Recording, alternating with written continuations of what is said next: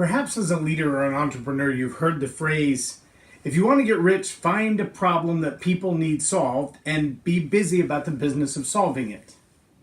I don't disagree with that philosophy. In fact, there are a whole lot of people who've been rich at the idea of solving a problem that other people know they have. But then there are also those people like Steve Jobs who created a desire for something that no one knew they wanted until the first time they had the iPod.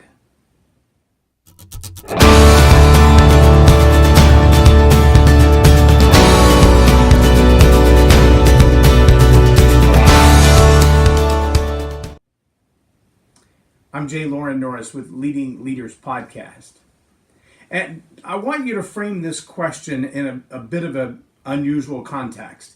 If you've read the text that goes along with this video, you'll notice that I put a very thin margin in the juxtaposition between being inspired by the need of the people, which drives income, or being inspired by the heart of the people, which drives their need, which eventually leads to income. There are a lot of people out there in the marketing world, in the advertising world, in the entrepreneur space. Information jockeys, lawn care people, automobile detailers, who look at the challenges people face and say, if I can deliver a simplicity for their challenge, a solution for their challenge, if I can make their life easier, allow them to accomplish what they're doing faster, allow them to see greater success in what they're accomplishing, then they will pay me to do it. In fact, there's trying to remember the name of the ad that I saw, but it was an ad about teaching people how to basically troll other people's websites and other products and services and gather in the products that are in the highest demand, and then buy them in bulk and resell them at the same price or just a little bit lower than what the other site was selling them. So what they're really doing is they're not even doing the market research to identify a need in a marketplace. They couldn't care less who the buyer was or what kind of buyer it is. What they're looking for is what's going to make me the most money fastest, and how do I get my hands on it the cheapest so I can sell it with the most margin quicker than anybody else. Now, they've got a system for it, and the system basically identifies, I think they called it product sniping.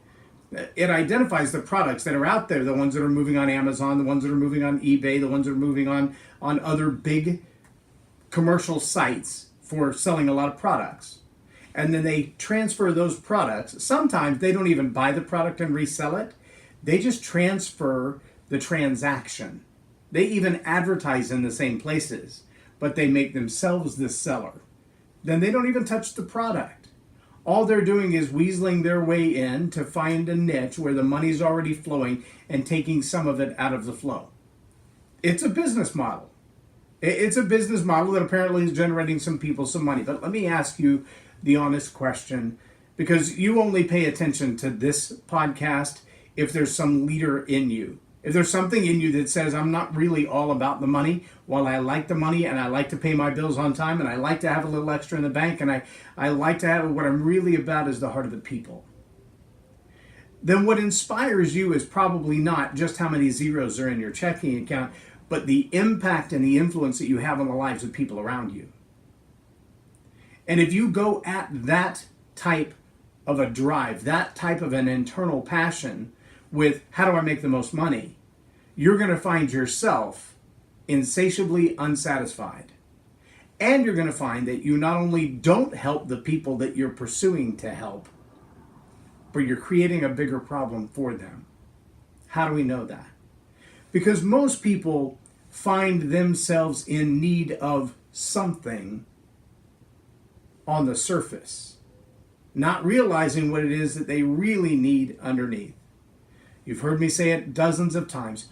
I fire very quickly the client who comes to me and says, help me write a speech that sells. Why?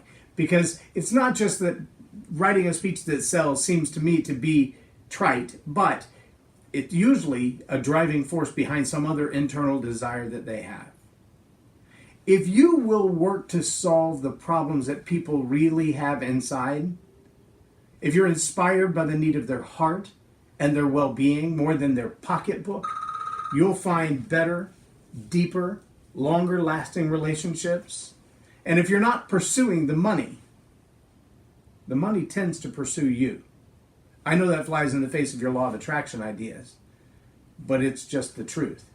When you're pursuing the well-being of the heart of others, money will pursue you.